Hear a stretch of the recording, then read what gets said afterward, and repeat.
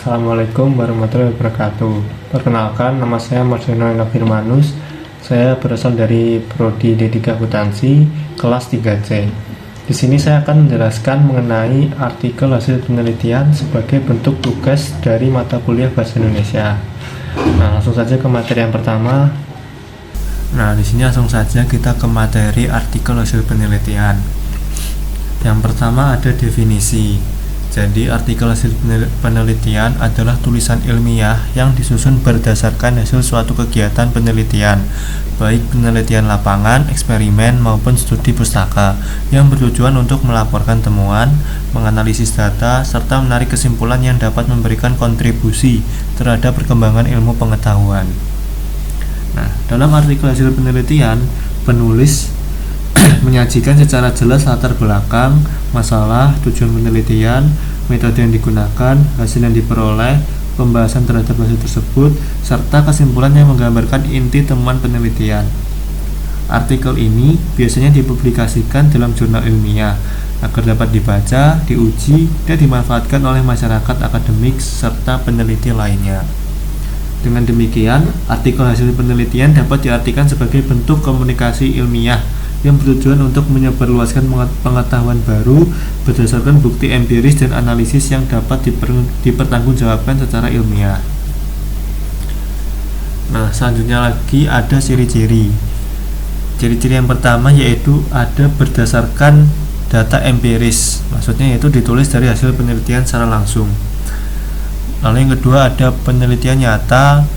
Nah, ini jadi artikel hasil penelitian ini isinya itu hasil dari penelitian yang dilakukan secara langsung dan bukan opini atau tinjauan teori semata dari seorang penulis artikel hasil penelitian.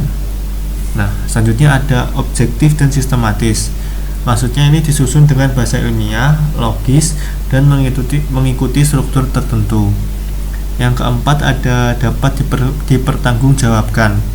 Nah, ini maksudnya ya isi dari artikel itu dapat dipertanggungjawabkan dengan memasukkan sumber data, referensi, dan analisis yang valid.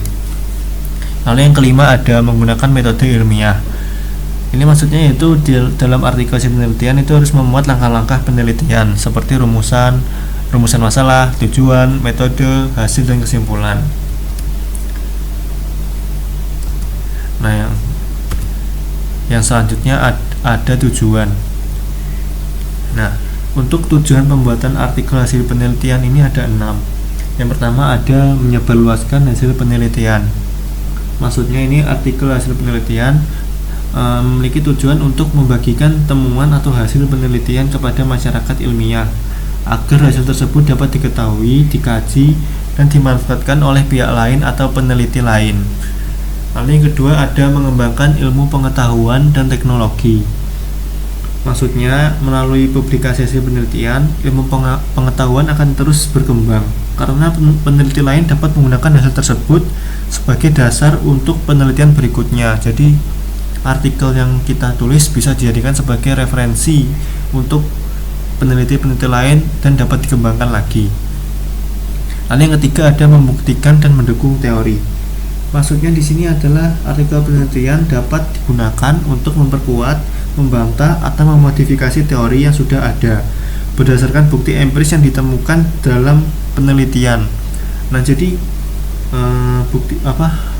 artikel ini bisa digunakan untuk mengupdate teori yang dianggap tidak relevan lagi. Nah, yang keempat ada memberikan hasil solusi terhadap permasalahan nyata. Hasil penelitian seringkali diarahkan untuk menjawab permasalahan yang terjadi di masyarakat. Jadi, artikel ilmiah ini menjadi sarana penyampaian solusi yang didasarkan pada kajian ilmiah dan didapatkan dari data yang empiris. Yang kelima ada sebagai sarana pertanggungjawaban ilmiah. Penulisan artikel juga berfungsi sebagai bentuk pertanggungjawaban peneliti atas kegiatan ilmiah yang telah dilakukan dengan menyajikan data dan analisis yang transparan. Lalu yang keenam ada meningkatkan reputasi akademik penulis. Nah, artikel ini juga dapat digunakan untuk meningkatkan reputasi dari penulis, baik itu peneliti atau mahasiswa Nah, jadi ini bisa dijadikan sebagai bukti kontribusi terhadap dunia akademik dan meningkatkan kredibilitas dalam bidang keilmuannya. Nah, materi selanjutnya itu ada langkah-langkah pembuatan artikel hasil penelitian. Langkah yang pertama yaitu menentukan topik dan tujuan penelitian. Nah, jadi di langkah pertama ini kita harus menemukan atau menentukan topik yang menarik dan relevan dengan bidang ilmu yang kita geluti. Topik harus memiliki permasalahan yang dapat diteliti dan memberikan kontribusi terhadap pengetahuan. Lalu yang kedua ada melakukan penelitian atau pengumpulan data. Setelah kita menentukan topik, peneliti melakukan penelitian sesuai metode yang dipilih. Nah, metodenya itu bisa berupa eksperimen, survei, studi pustaka, wawancara, atau observasi. Nah, gunanya ini supaya peneliti itu bisa memperoleh data yang valid dan bisa dipertanggungjawabkan. Yang ketiga ada menganalisis data penelitian. Nah, data yang sudah dikumpulkan tadi itu kemudian kita olah dan dianalisis menggunakan metode ilmiah. Nah, tujuannya sendiri untuk menemukan pola, hubungan, atau temuan penting yang menjawab perumusan masalah penelitian. Lalu yang keempat ada menyusun kerangka artikel.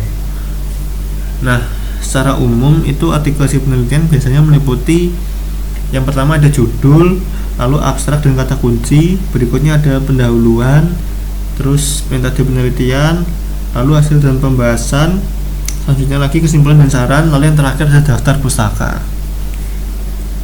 Nah, untuk langkah yang kelima yaitu menulis artikel secara sistematis. Nah, jadi ini artikelnya harus kita tulis dengan bahasa ilmiah yang jelas, objektif, dan menggunakan kalimat efektif. Setiap bagian harus saling berkaitan dan mendukung temuan utama penelitian. Lalu langkah keenam yaitu ada melakukan pengecekan dan penyuntingan atau revisi. Jadi setelah selesai menulis artikelnya, kita harus kembali membaca artikel untuk memperbaiki kesalahan-kesalahan yang mungkin terjadi dalam penulisan pertama kita. Lalu yaitu ada langkah yang terakhir yaitu mempublikasikan artikel.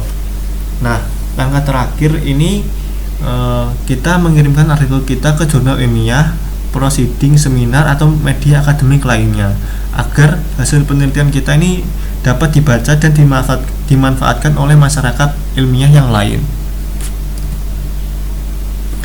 Nah, kiranya sekian presentasi materi dari saya, kurang lebihnya mohon maaf. Wassalamualaikum warahmatullahi wabarakatuh.